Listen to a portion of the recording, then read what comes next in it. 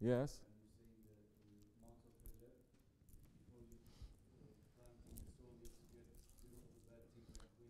Right. So now you are conditioning the soil. You are cleaning the soil. Before you start planting. Now you ask a question. Will you say? Question was, I can understand that process with cleaning the soil, but was actually planting the seed. This is what I'm talking about. Now everything comes together, because when you are conditioning the soil is according to what you're going to plant. Let's say everyone here, these kinds of things very easy in the old days because everyone was planting. Every family, every person knows how to plant. When I say tomato, they know. When I say apple tree, they know. When I say I'm planting flowers, they know. Everything is specific, it's different. No. Tomato plants, you need a different kind of soil. If you're planting wheat, it's a different kind of soil. So, we lost touch a little bit with nature because everyone just buys from supermarket they buy. So they don't understand how much work it takes, how much love and how much care when you put something in the soil, and how much faith you have to have, no?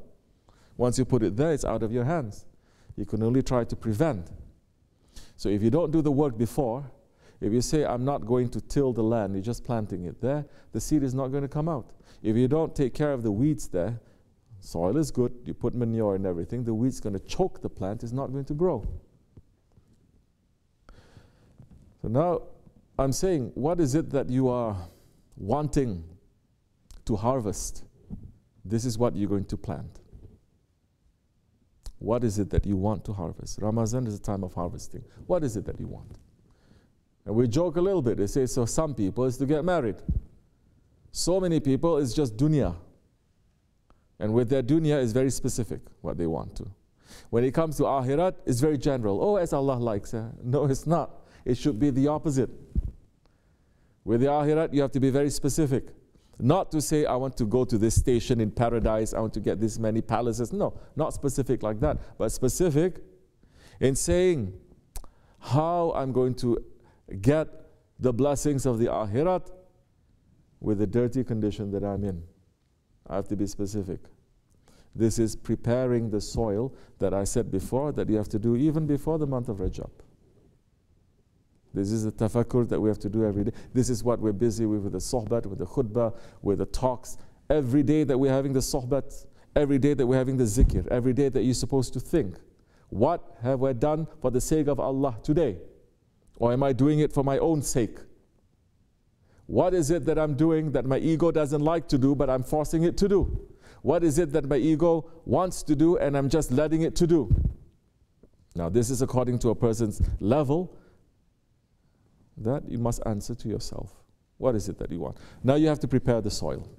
You have to know what is that soil, how to take things out, how to prepare it. Then you have to know what to plant. Now, for some people, they say, I just want to be a good servant to Allah. But what does that mean, being a good servant to Allah? So easy for people to say that. But when something comes, first thing they do is complain. When something comes, first thing that they do is to become weak, to have doubt, to say this, to say that. That, all of that, what is that? Our intention is something, but our action is pushing, is killing that intention. That intention there, Allah will reward. But if that intention is not giving good results now, we are going to be punished. Anybody in this dunya say, I only make intention to eat, but if I don't eat, well, it's okay. Anybody does that? Anybody with any dunya that they just make intention, but when it doesn't happen, they say it's okay? No. But when it comes to akhirat, people say, I make intention, I don't need to do it, it's okay, Allah knows my heart. This is wrong understanding, this is not intelligent, this is not being fair, as Allah is saying. It's not being fair, you're not being just. Then you're not understanding, isn't He the best Lord? Isn't He the best Lord? How are you going to build now this ashq to your Lord? That He's providing everything to you? And now all these things, all the efforts, all the things that we're making is for us to go clean back to Him. Then what happens now? It is His right. He can say, you come to me clean, and then after that I send you to non-existence. Who is going to go against Him? But He's saying, you come to me clean, and I'm going to give you a paradise. And that is going to be the beginning of your journey in Akhirat. It's not the end. It's just the beginning. So now you're going to see, okay, I'm doing so many things. I'm trying to get rid of my bad characteristics. Some people, it's good. Now they understand what the bad characteristics are, but they get stuck there. They get stuck blaming themselves. They get stuck being guilty. They get stuck, and they're not moving forward. But how many times we're saying, if you do something wrong, run to do something right. Run to fix something. You know you cannot control yourself here. You're saying wrong thing here. Then run to ask for Allah's forgiveness and to try to fix it. So many things that we do that Allah is saying it is very bad. It's not really what we do to Allah. It is what we do to each other. Because Allah is the most forgiving. Allah will forgive. But when we do to each other, we don't forgive each other. On the judgment day, it is us that's going to fight with one another, asking for our rights from one another. You understand? So now how are we going to prepare this soil now before we start planting? What is it that you want now? You're going to plant, you're going to buy the seeds according to the, say, flowers or the vegetables or the fruits that you want to get. What is it that you want to get during Ramadan? What are the fruits of Ramadan? That you have to answer to yourself. And it's going to show you what your level is. Because what is Ramadan supposed to be? What is Ramadan supposed to be? For believers now. I'm not talking what Ramadan is supposed to be for general people or for people who are doing everything correctly, but they're still running after the world or running after the ego. What do believers want from Ramadan? What is the Ramadan giving to the believers? Anybody? What is it that you want from Ramadan? Anyone? We don't know. If you ask me, I'm saying I want Ramadan to be the time where I can free myself from my ego. I get freedom. My spirit will be free. You understand? And I'm going to taste a little bit of what that means now. And for my spirit to be free, now you have to lock your nafs.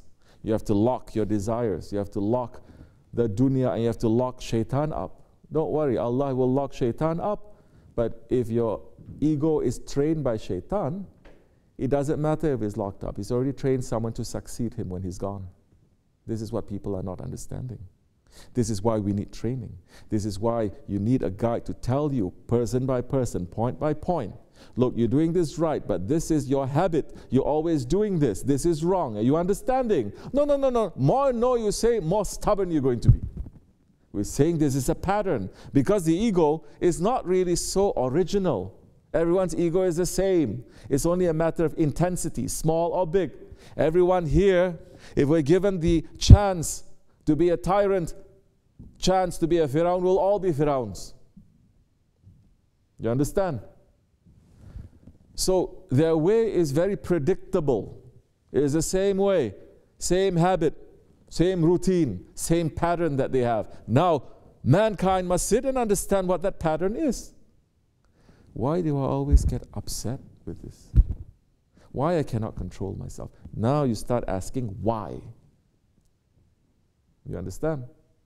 Once you start asking why, maybe you know what the problem is.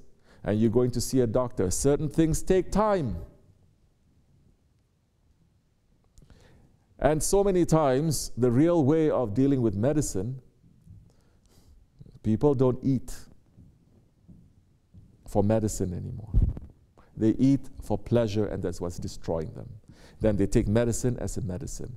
In the past, was there any difference? No, the food is a medicine, and medicine is the food. You understand? So now, What is it that you want from the Ramadan now? What is it that you want? What is it that you feel? Maybe you say, in the Ramadan, I just want to feel more peaceful. I don't want all the problems that I have, my tendencies, my ego, my nafs, my desires, that they're attacking me. I want it to stop, just for me to have some peace. That I can feel a little bit of the pleasure of ibadat. I can feel the little bit of the pleasure of jamaat. I can feel the little bit of a pleasure of serving and to be happy. And that my happiness is not because of me giving my ego and my desire what it wants. And ask. Now, if you want that, the freedom now, that is the fruit that you want. Now you're going to buy the seeds to plant that.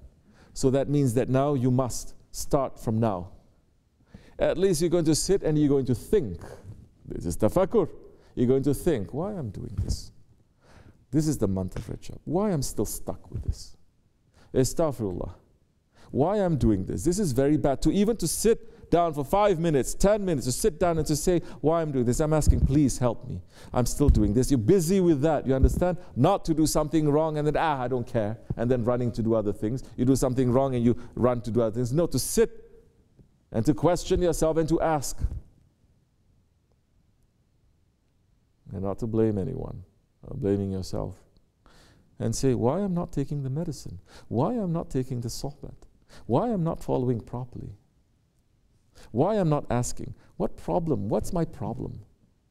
Why I keep doing it? Why he has to remind me all the time? Why I can't? I must try to do it. Now, that time you're cleaning. You're cleaning the soil. Then when the holy days and nights come, now you start planting things, because now you started working and you're making all the ibadat, and that ibadat is for what? Now you're not aiming for paradise. You're aiming to clean yourself. You understand? This is what tariqat is. The khutbah is just saying that. You have to clean yourself. We're not praying so that we can get this high position, we can get this palace in the paradise, we can get this much. No. People enter to tariqat, so many of them, they worship just in order for unveiling to happen. But they're not controlling their ego. And Allah is saying, I'm not going to give you nothing. Nothing is going to open for you. And if it opens for you, it will harm you. And will harm other people around you. Because you're still not understanding.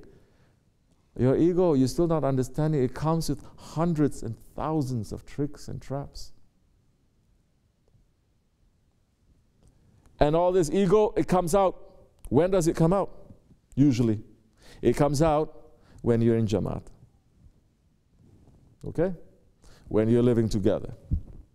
This one push this button, this push button, you push this, and now everything starts awakening. And that has to awaken. It has to. Because all that viruses is inside of you now. If it doesn't come out, you're not going to get cure.